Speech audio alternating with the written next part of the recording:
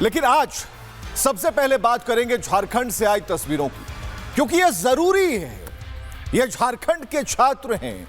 JPSC यानी झारखंड लोक सेवा आयोग प्रदर्शन कर रहे हैं उसके खिलाफ। आज 10वां दिन है प्रदर्शन का।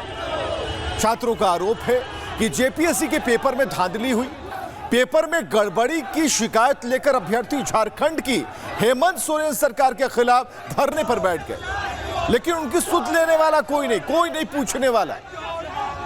मुख्यमंत्री का कहना है कि जांच हो जाएगी, लेकिन जो छात्र हैं वो अड़े हैं कि सीबीआई जांच चाहिए, सीआईडी से काम नहीं चलेगा। मामला गंभीर है, लेकिन सोरेन सरकार का मानना है कि सीआईडी जांच कर तो रही है, वही पर्याप्त है, इससे ज्यादा और क्या चाहिए।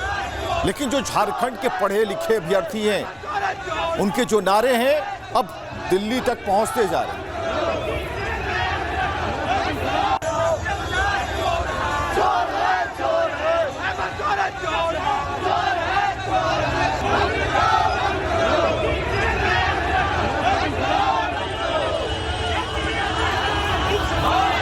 झारखंड की सड़कों पर यह कोई मशाल जुलूस नहीं है, यह छात्रों का प्रदर्शन है। लेकिन दिल्ली में शायद यह आवाज छात्रों के मसीहा बनकर देश विरोधी एजेंडा चलाने वाले अभिजीत दीपके के कानों तक नहीं पहुंच पा रही। पहुंचेगी कैसे? उनके मतलब का मसाला नहीं है ये। झारखंड में झारखंड मुक्ति मोर्चा और कांग्रेस की सरकार है, तो वहां तो दीपके की आवाज नहीं खुलने वाली।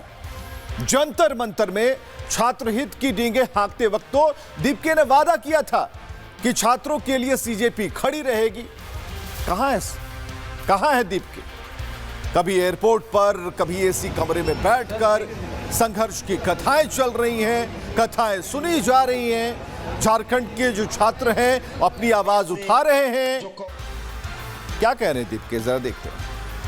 रात को ही मेरी उनसे बात हुई और मैंने उनसे बात की और मैंने उनको पूरा अश्योरेंस दिया उनको कि आपकी जो भी डिमांड्स हैं हम पूरी तरह आपके साथ हैं और आप संघर्ष करते रहिए। जैसी मेरी तबीयत ठीक होती है मैं खुद वहां जाऊंगा। अभी क्योंकि मुझे टाइफाइड हो रखा है तो इसलिए मैं ट्रैवल नहीं कर पा रहा हूं। यह है अभिजीत दीपके अपने हुड़दंगियों के साथ पार्टी करते वक्त एकदम ठीक थे, बिल्कुल चंगे दुरुस्त। मतलब छात्रों की बात करके मलाई लूट ली और फिर चल दिए अपने घर। पार्टी ऑल नाइट यही धुन बज रही थी। अब जब झारखंड की बात आ गई तो साफ सुन गया, क्योंकि वहां तो कोई धर्मेंद्र प्रधान था ही नहीं ना इस्तीफा मांगने के लिए। वहां थोड़ी ना तानाशाही की सरकार है, वहां तो रामराज, सब कुछ रामराज। छात्र खामखा हल्ला पीट रहे हैं। झारखंड में जो है सब कुछ झूठ है, यही दीपके का कॉन्सेप्ट है। तो दीपके ये तस्वीरें देख लो भाई, ये झारखंड की राजधानी रांची है, जहां प्रदर्शनकारी छात्र भीग रहे हैं क्योंकि हेमंत सरकार ने उनके तंबू को उखड़वा दिया है। यह नहीं दिख रहा है, यह अभिजीत दीपके को नहीं दिख रहा है, राहुल गांधी को नहीं दिख रहा, केजरीवाल को नहीं दिख रहा है, नहीं दिखेगा।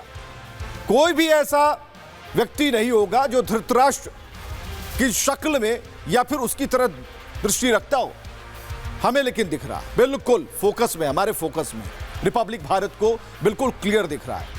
इसके कैमरे दिल्ली के वक्त भी तस्वीरें दिखा रहे थे और आज झारखंड की राजधानी रांची में जो हो रहा है वो भी डंके की चोट पर हम दिखा रहे हैं, क्योंकि देश के लिए ये सीन देखना जरूरी है कि ये छात्र हैं, अपनी मांगों को लेकर हैं।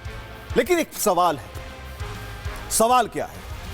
सवाल है, बड़ा सवाल है कि जिम्मेदार कौन है? झारखंड में परीक्षा में हुई धांधली के खिलाफ जो आंदोलन खड़ा हुआ, उसने झारखंड सरकार की चूल्हे हिला दी।